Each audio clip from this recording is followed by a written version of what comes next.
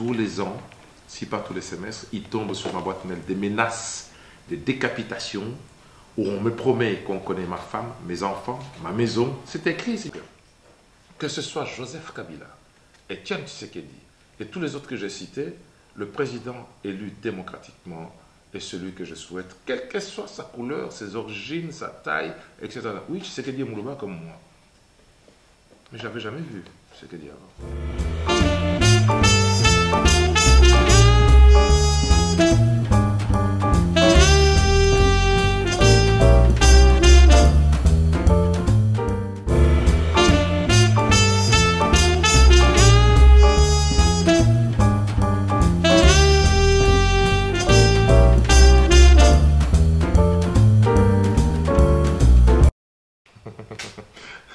On ne m'avait jamais posé cette question-là. Même si parfois dans la discussion, il y a quelques amis qui insinuent un peu que peut-être que si je n'étais pas noir, j'aurais pu prétendre un peu davantage. C'est vrai que lorsqu'on regarde peut-être la progression des carrières de certains de mes collègues, il faut dire à vos téléspectateurs que je suis membre du Parti social-démocrate chrétien, c'est-à-dire le CDH depuis plus de 17 ans. Et que certains ministres aujourd'hui sont là depuis 5 ans ou 6 ans. Et que certains collègues échevins n'y sont que depuis 6 ans. C'est vrai que quand on compare l'ancienneté que je cumule dans l'intérieur du parti, le nombre de voix, comme vous dites, le travail abattu et mon implication, ma visibilité, ma présence, souvent j'entends les Africains me dire « mais vous valez bien le poste d'un ministre », sauf que mon parti est un petit parti. Quelque part, les postes de ministre sont excessivement chers. Et je vais être sincère avec vos téléspectateurs et vous-même pour vous dire, il faut reconnaître que c'est un processus d'ouverture de diversité d'un parti politique traditionnel belge à des minorités à laquelle j'appartiens, une des plus petites, c'est-à-dire les Noirs. Les Maghrébins ont une ministre qui s'appelle Fadila Lanan, mais enfin, c'est la seule et c'est la première. Les Turcs ont un ministre qui s'appelle Kir. Bon, les Italiens ont un premier ministre, mais à part celui-là, Madame Arena. L'ouverture vis-à-vis des subsahariens de Noirs, elle est très récente. Je revendique d'avoir été une des personnes qui est poussée, ouvert, bousculé les portes pour que cette diversité s'applique également aux subsahariens. C'est vrai que c'est un peu la notion du verre à moitié plein, à moitié vide. Quand on regarde sur base de tous les éléments que j'ai évoqués, on pourrait dire après 17 ans d'engagement dans un parti politique et un nombre de voix qui est celui que je fais, notamment le premier score de parlementaires sortant, et je ne suis pas élu que par les subsahariens, les Africains ou les Maghrébins, mais aussi par les Européens. On pourrait se dire que certains sont ministres avec 3000 voix et que moi j'en fais le double. Pourquoi pas espérer être ministre? Mais ça, c'est quand on ne connaît pas tout à fait bien les institutions, les fonctionnements de la Belgique, car un échevin à la ville de Bruxelles, capitale de l'Europe, 4 municipalités en population, après Anvers 500 000 habitants, Charleroi 200 000, Liège 180, la ville de Bruxelles a 170 000 habitants.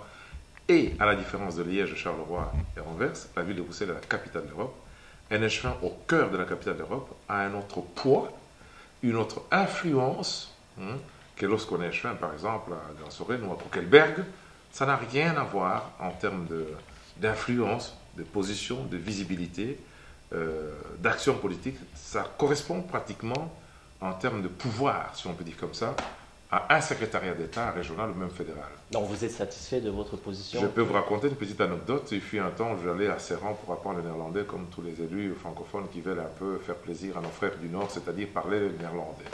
J'ai rencontré un certain Hervé Jamard, qui est bourgmestre de Tullin ou de Toin, je ne sais pas, qui était secrétaire d'État aux Finances, la place qu'occupait Bernard Clerfailly, bourgmestre de Scarbeck, qui vient de la paire de Ménan. Nous étions dans un, comment on appelle, un bulle, c'est pas un môme, mais comment on appelle ça, un jacuzzi, ensemble, à Spa. Et mon ami Jamard, je le cite pour que ceux qui doutent aillent lui poser la question, il me dit, mais tu sais que tu as plus de pouvoir que moi. Moi, je dis, mais toi, tu es secrétaire d'État fédéral, tu es ministre, qu'est-ce que tu racontes? Il me dit, en termes d'influence, un échevin à la ville de Bruxelles, c'est autre chose qu'être secrétaire d'État fédéral. Ça, je dis aux Africains, parce que je suppose que vos téléspectateurs sont africains, pour qu'ils comprennent.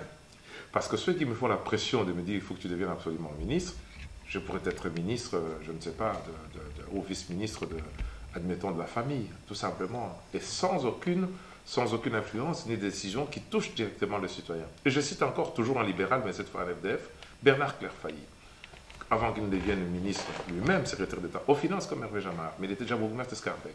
Il me disait un jour, parce qu'il était député comme moi au Parlement bruxellois, il m'a également dit la même chose. Bertin, échevin de sport à la ville de Bruxelles, quelle visibilité? Parce que la structure de ce pays, l'organisation de ce pays fait qu'il n'y a pas un ministre fédéral de sport.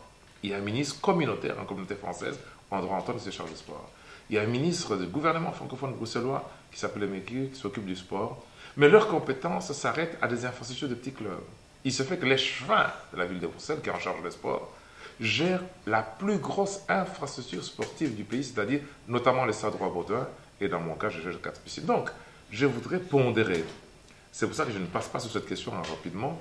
Elle ne m'a pas toujours été posée. Et rappeler à tous ceux qui me soutiennent, qui ont parfois le sentiment d'être déçus, en se disant que nous travaillons dur pour assurer la diversité et la visibilité des subsahariens dans les paysages politiques belges. Pourquoi est-ce qu'on ne donne pas un ministre? Bien sûr, si demain on me donnait un poste de ministre, on ne crache pas dessus, c'est une autre expérience. Parce que certains de mes amis qui me sont trop proches estiment parfois que j'ai fait un peu le tour. Le cheminat, il faut raconter que si Dieu me prête vie, jusqu'à la fin de cette législature, j'aurai totalisé pratiquement 9 ans au cœur de Bruxelles, dans un cheminat d'une telle importance. Pour certains, c'est-à-dire, certains de mes amis me trouvent des capacités où je pourrais faire un peu plus que ce que je fais aujourd'hui. Mais je remercie Dieu de me donner la chance de pouvoir continuer ce que je fais. Je ne dirais pas non de pouvoir recommencer. C'est pour ça que j'ai dit à vos téléspectateurs, soyez pas frustrés.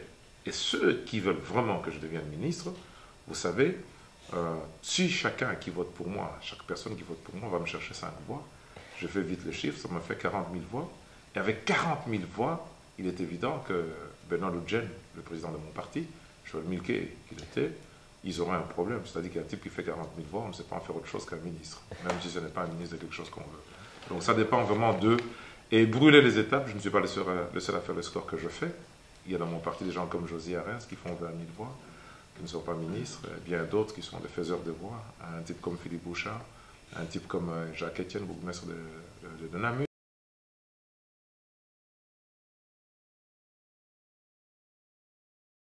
On dirait que la question vous a été soufflée. Un peu soufflée par quelqu'un. Ah oui, c'est la plus grande souffrance. Monsieur Nel, c'est ma plus grande souffrance, ma plus grande frustration. Ne soyez pas choqués par ma sincérité. Hein. Moi, j'ai fait de la vérité un créneau en politique. J'ai le sentiment qu'il y a au moins 30% de personnes qui aiment la vérité. Et franche vérité. Oui, je suis profondément frustré. Et un manque de reconnaissance de la part de... J'en souffre profondément. J'en souffre profondément. J'en souffre profondément parce que, comment vous expliquer cela? J'en souffre profondément parce que Joël Milquet, quand elle m'a fait échouer, elle m'a dit, mon pas calme.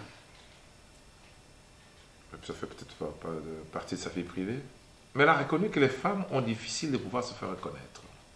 Dans les entreprises privées, c'est pour ça que vous voyez que le milieu financier, le PDG, c'est toujours les hommes. Il y avait Anne Lauvergeon qui dirigeait Areva, une grosse société nucléaire qui a été virée pour être remplacée par un homme. Les femmes blanches, déjà, dans les postes de direction, sont déjà rares à trouver.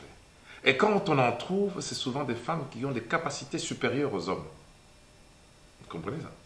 Souvent, quand on en trouve, ce sont des femmes qui ont des capacités supérieures aux hommes. Présidentes de partis. Quand elles ne sont pas nommées ministres pour faire, comment on appelle, égalité de chance. J'ai rencontré Ramayad, par exemple. Je croyais qu'elle était juste noire et jolie. Mais c'est un concentré d'intelligence qui dérange. N'est-ce pas? Donc, je vous parlais des femmes pour arriver à ma propre situation en tant qu'Africain subsaharien, différent dans un pays qui n'est pas le mien à la base, qui est un pays d'accueil, c'est-à-dire la Belgique, qui m'a accordé l'hospitalité en me permettant d'aller chercher un diplôme à l'université, de me marier et de pouvoir participer à la gestion de la chose publique. Bien sûr, on a beaucoup de difficultés de se faire reconnaître, sauf par des gens honnêtes, des gens honnêtes. Il y en a quelques-uns, y compris en politique. Il y en a quelques-uns, je dis quelques-uns, hein. Il n'y en a pas souvent, qui reconnaissent votre implication, votre travail. C'est vrai que vos téléspectateurs vous diront, mais qu'est-ce qu'il a fait pour chercher la reconnaissance? Ah, moi j'ai le sentiment que je travaille 17 heures par jour en moyenne. Il faut rappeler à vos auditeurs que cette interview, nous sommes en train de la faire pratiquement, il est 19 heures dans ce bureau, et que ma journée, je l'ai commencée pratiquement à 9 heures du matin, n'est-ce pas? Et que je n'ai pas encore fini, et je suis attendu quelque part pour aller faire un meeting de quartier qui va probablement se terminer à minuit. Et ça, c'est du lundi au lundi. Et quand on travaille comme ça, vous me direz, c'est la vie de beaucoup de politiques, mais tous les politiques ne font pas ça, il y en a qui ont des vies de famille. Je pense que dans le cadre des compétences, oui, il y a beaucoup de réalisations qui ont été faites. Je vais prendre une des plus visibles. Eh bien, quand je me suis battu tout seul pour trouver l'argent nécessaire pour refaire la piste du Stade Roi-Baudouin, pour refaire la pelouse du Stade Roi-Baudouin, la plus grande infrastructure sportive du pays, n'est-ce pas? Tout seul, j'ai dû mettre mon génie et ma ruse, je peux dire comme ça, c'est pas la ruse, mais enfin plutôt ma ténacité devant pour convaincre ceux qui disposaient des subsides au niveau fédéral et régional de réaliser des travaux parmi les plus importants dans un délai le plus bref, c'est-à-dire en 90 jours, en respectant tous les engagements, tous les timings, des engagements qu'on avait au niveau du Stade Roi-Baudouin. Mais ça, par exemple, le jour où on a inauguré le Stade Roi-Baudouin, il y avait 7 ministres, et moi qui avais réalisé le bazar, j'étais un peu plus loin. Heureusement que j'ai pu jouer du coude pour être sur la photo. Eh ben, on n'attend pas d'avoir des médailles, on attend quand même une certaine reconnaissance de certains. Mais il semble que même mes adversaires politiques reconnaissent que je suis rigoureux dans la gestion de mes dossiers, disent-ils, n'est-ce pas? Il faut lire certains adversaires politiques. Jusqu'à présent, on m'accuse de beaucoup de choses, je touche du bois, n'est-ce pas? Mais on ne m'accuse pas ni de vol, ni de viol, ni de tricherie, ni de fainéantise. Et ça fait partie d'un combat que je mène pour essayer de montrer que l'Africain que je suis d'origine n'est pas seulement, comme la caricature voudrait nous dépeindre, un dormeur, un fainéant, un jouisseur, un homme qui ne sait que cueillir ce qui a été planté par d'autres, mais que nous pouvons planter des choses. Et c'est vraiment l'objet de mon combat quotidien pour changer et casser les préjugés. Et je remercie tous ceux qui, avec moi, s'impliquent dans cette dynamique qui me permet en tout cas de pouvoir arriver à réaliser pour mes concitoyens belges de souche, car c'est là la plus grande satisfaction. Hein. L'objectif, ce n'est pas seulement de changer l'image, hein, mais c'est surtout de servir et de rendre aux Belges qui m'ont naturalisé, qui m'ont donné une femme et ses enfants, n'est-ce pas, qui m'ont donné ce pouvoir et un diplôme, n'est-ce pas, qui n'ont pas fait une erreur en permettant à quelqu'un né sous les tropiques au Congo, n'est-ce pas, de venir participer à la gestion de la chose publique pour démentir toute cette image où l'Afrique ne marche pas parce que les Africains sont incapables de construire une route, ils sont incapables de construire un hôpital et de gérer une école, n'est-ce pas, et de le faire ici. Rassurez-vous, mes détracteurs les plus virulents, c'est-à-dire les quelques racistes, car il en existe malheureusement toujours, ne manquent pas une opportunité pour faire allusion avec ce qui se passe en Afrique, pas plus tard qu'il n'y a pas longtemps.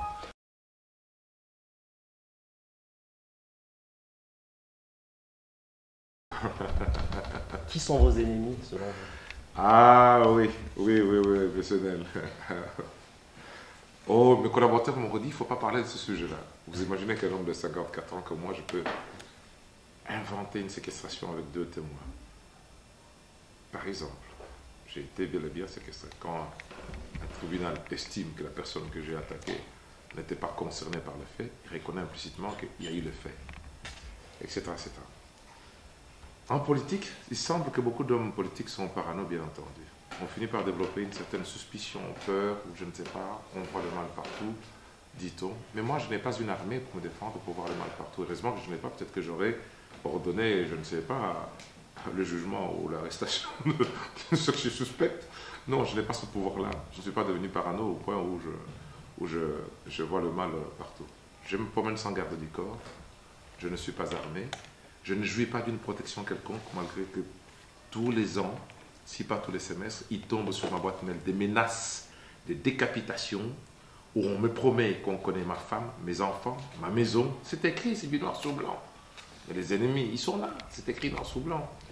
Et mes collègues détournés, lorsqu'ils sont menacés une fois parce qu'ils ont changé l'essence giratoire d'une route, ils font l'objet d'une interview à 19h sur la chaîne publique, la chaîne de télévision la plus connue, parce qu'ils ont été menacés. Mais moi, je peux recevoir des menaces, n'est-ce pas? Je peux même être blessé. Vos collègues d'une télévision locale ont filmé les blessures dont j'ai fait l'objet le jour de ma séquestration, n'est-ce pas? Eh bien, il y a une certaine presse qui, malheureusement, ne se rend pas compte de ce qu'elle fait. C'est-à-dire qu'en voulant détruire les symboles de la diversité, exactement comme fait l'extrême droite. Oui, j'y arrive. Qui sont mes ennemis? L'extrême droite. D'abord les adversaires politiques, il y en a d'abord chacun dans son parti, les concurrents, c'est-à-dire ceux qui voudraient être à votre place, et les voleurs, ceux qui voudraient avec vos voix assumer vos fonctions, ceux qui voudraient que vous soyez comme un chef d'État des pacotilles, ou comme vous soyez un échevin du pacotille, avec des collaborateurs qui sont mis là pour vous contrôler, pour diriger à votre place, et dire que c'est vous qui avez commis des bêtises quand ils font des bêtises. Ça, ce sont les premiers ennemis, n'est-ce pas? Mais tout le monde en a dans son parti. Les adversaires politiques qui estiment tout simplement que pour un allochtone qui rencontre une certaine popularité, succès ou une certaine acceptation, réception positive dans la population belge, ça complique un peu leur business. Je ne dis pas que j'en ai partout, hein, mais c'est tout à fait naturel. Hein. Il y a des gens qui me disent, mais c'est la politique. Y a-t-il un politicien qui n'a pas d'ennemis? Beaucoup de politiciens ont beaucoup d'ennemis. Est-ce que ce n'est pas plus difficile pour un allochtone, un noir, n'est-ce pas, qui occupe une fonction aussi importante? Vous avez cité toutes mes fonctions. Monsieur Nel, je suis échelon à la ville de Bruxelles, c'est-à-dire un peu plus de pouvoir que le bourgmestre de Grand-Sorel, d'accord? N'est-ce pas? Oui. Je suis vice-président du Parlement bruxellois, député, réélu avec le premier score. Rien que ça me vaut des envieux. Et qu'est-ce que vous voulez que ces gens-là fassent? Ils ne peuvent que vouloir me discréditer. On appelle ça faire des raccourcis. Mampaka fait beaucoup de voix parce que c'est un clientéliste. Mampaka fait beaucoup de voix parce qu'il ne sait faire que ça. Et ces gens-là ne peuvent que nier, ne pas reconnaître votre travail. Et c'est courant. Moi, je ne leur fais pas un procès. Mais refuser, tous ceux qui prétendent que je suis parano sont parano sont des gens de mauvaise foi, pour la plupart. Comment peut-on décréter quelqu'un parano? Parce que quand un journal décrète que vous avez fait venir un marabout, dans ce bureau vous êtes venu, et vous accorde 2 pages, et que vous avez 4 télévisions qui viennent pour filmer un marabout dans votre bureau, est-ce que c'est la paranoïa?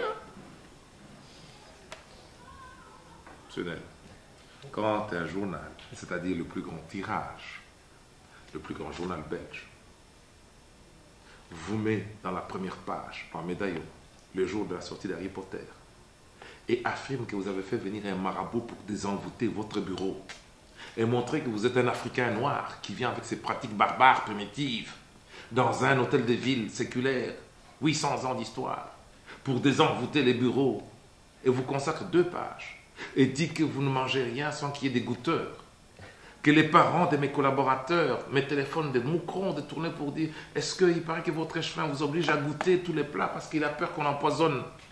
Est-ce que j'ai inventé ça? Quand il y a 4 télévisions à 9 h du matin qui oublient de filmer le vestiaire du terrain de Nederovrenbeek de Aachen que j'ai inauguré, qui attend depuis 1945. Depuis 1945. Depuis 1945, les infrastructures n'ont jamais été renouvelées ni aménagées. Quand j'inaugure qu'il n'y a pas une télévision, même pas un journaliste pour écrire 3 lignes, mais qu'il y a un journaliste qui s'est réveillé le matin, à qui on a dit que j'avais fait venir un marabout, d'abord je n'en connais pas un, et qui vous consacre 2 pages, et que 4 télévisions nationales viennent pour filmer les marabouts, est-ce que ce n'est pas du harcèlement médiatique? Est-ce qu'on est parano? Ah si c'est ça, donc je suis parano. Y a-t-il selon vous... Heureusement que ceux qui me décrètent parano n'ont pas la capacité d'être des médecins et de m'enfermer. Heureusement. Heureusement. Je connais un type que Mobutu à l'époque avait dit qu'il était devenu fou. C'était Etienne Tshisekedi. Vous savez, c'est ce qu'on fait aux adversaires politiques quand on a envie de s'en débarrasser. Et il y a une expression ancienne qui dit qu'il veut noyer son chien, l'accuse de rage, la rage, la folie, n'est-ce pas? Donc, moi, ça me fait rire. Ça me fait tout à fait rire. La paranoïa, c'est une maladie dont je ne connais pas très bien la définition possible. Eh bien, si un parano, c'est un type dont les journaux consacrent la moitié de la page pour l'injurier. Vous connaissez un journal de Morgan? Eh bien, il y a une journaliste qui m'a accordé 1 page. Mampaka. Chou van Matongue, fou pour des rendre pour les autres. Elle commence l'article en disant Mampaka qui est allé voir Kadhafi. Mampaka le même qui aurait des cabines de téléphoniques. Je suis professeur d'économie, nommé dans une université, ici quand même, à notre école, la communauté française du Hainaut, n'est-ce pas? Je suis ici, vous avez dit, à l'âge de 20 ans, j'en ai 54, donc il y a quand même longtemps que je suis là, quoi. Donc cette femme me fait un portrait, 1 page entière, de mensonges, d'injures. Est-ce que c'est la parano? Quand le plus grand journal francophone qui s'appelle Le Soir me dit que je suis l'ami de Tshisekedi que je n'avais jamais vu, de Jean-Pierre Bemba que je n'avais jamais vu dans ces colonnes. Je suppose que ce sont les mêmes qui vous disent ça, ou qui disent que c'est un journalisme, heureusement qu'ils ne sont pas tous, je peux dire, achetés.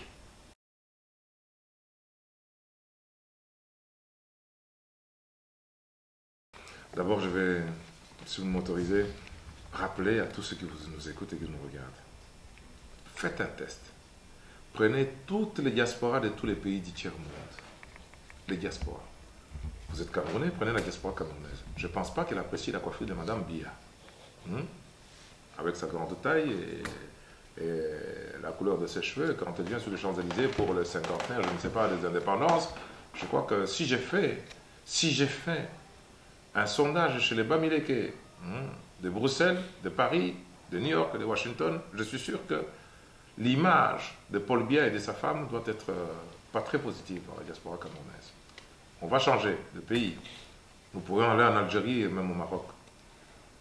Les diasporas, c'est-à-dire les ressortissants de beaucoup de pays, surtout ceux du tiers-monde, qui ont quitté leurs États, leurs pays, généralement parce qu'ils n'y étaient pas bien, soit parce qu'ils n'avaient pas les études pour les faire, soit parce qu'ils étaient candidats réfugiés, parce qu'ils étaient réfugiés politiques, soit parce qu'ils ont été spoliés de leurs biens, soit parce que simplement ils ont été contraints pour des raisons diverses. Tous ceux qui vivent à l'extérieur, ils ont des attentes plus importantes, très exigeantes par rapport au gouvernement qui dirige leur pays d'origine.